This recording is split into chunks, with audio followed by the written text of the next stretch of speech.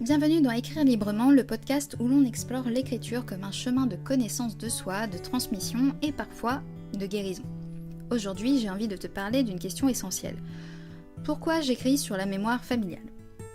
Pourquoi dans mes romans les générations se croisent, les silences parlent, les ancêtres murmurent ?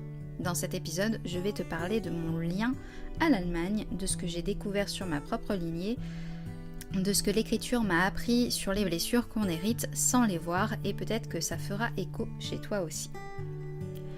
Je n'ai pas choisi d'écrire sur la mémoire, c'est elle qui est venue me chercher. À l'origine, je voulais écrire une histoire, une fiction. Et puis sans prévenir, des souvenirs ont ressurgi, des sensations, des émotions que je ne comprenais pas vraiment, des choses floues mais lourdes. Un malaise autour de certains prénoms, des photos anciennes qu'on ne commentait jamais, une langue, l'allemand, que je n'arrivais pas à apprendre, comme si quelque chose résistait. L'écriture est devenue un lieu d'exploration intérieure, un espace sûr pour dire ce que je n'arrivais pas à formuler autrement. Dans ma famille, il y a des racines franco-allemandes. Je ne suis pas la seule dans ce cas-là, mais ce n'est pas un pont fluide. C'est un fil tendu, parfois cassé.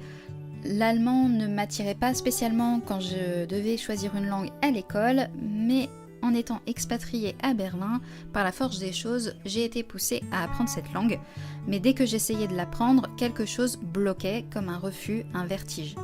Et c'est par l'écriture que j'ai commencé à comprendre. Il y avait là une mémoire enfouie, quelque chose de non dit, transmis malgré tout.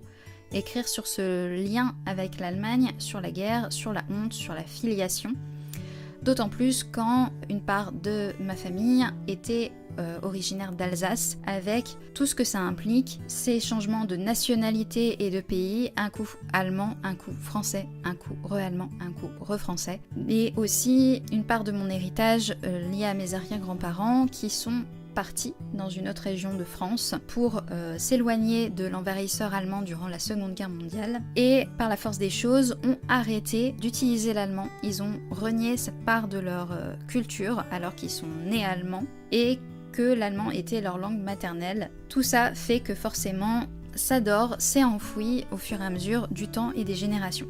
C'était aussi une manière de reconstruire un dialogue avec ce passé-là.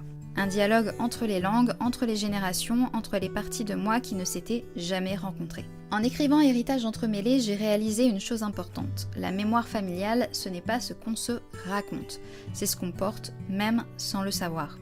C'est dans les silences, dans les absences, dans les malaises inexplicables, c'est dans les rêves, dans les répétitions, dans les phrases qu'on dit sans comprendre pourquoi. Et c'est aussi dans le corps, dans l'énergie, dans le subtil.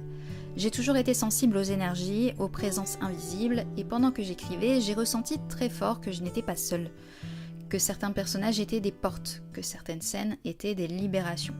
Écrire est devenu un acte de guérison, pour moi, peut-être aussi pour celles et ceux qui m'ont précédé. Je n'écris pas pour régler des comptes, je n'écris pas pour expliquer, j'écris pour réconcilier. Pour faire de la place, pour faire circuler quelque chose. Dans mes romans, il y a souvent un personnage qui cherche, un autre qui fuit, et un troisième qui se tait. C'est un peu comme ça que je vois la mémoire familiale. On est tous quelque part entre ces trois rôles. Et ce que j'espère, à travers mes histoires, c'est donner un espace de résonance à celles et ceux qui sentent en eux un poids sans nom. Que ce soit lu comme un miroir, un apaisement, une permission. Écrire sur la mémoire familiale, c'est un acte sensible, mais c'est aussi un acte de lumière. Parce que quand on met des mots sur l'invisible, sur ce qui a été lu, sur ce qui a été transmis sans conscience, on transforme, on libère. Je n'ai pas de vérité universelle, mais je crois profondément que nos histoires comptent, même celles qu'on ne connaît pas encore. Merci d'avoir écouté ce partage un peu plus intime. Pour découvrir Héritage entremêlé, un roman né de cette exploration, tu peux me retrouver sur écrirelibrement.com. Toutes les informations sont en barre de description de la vidéo.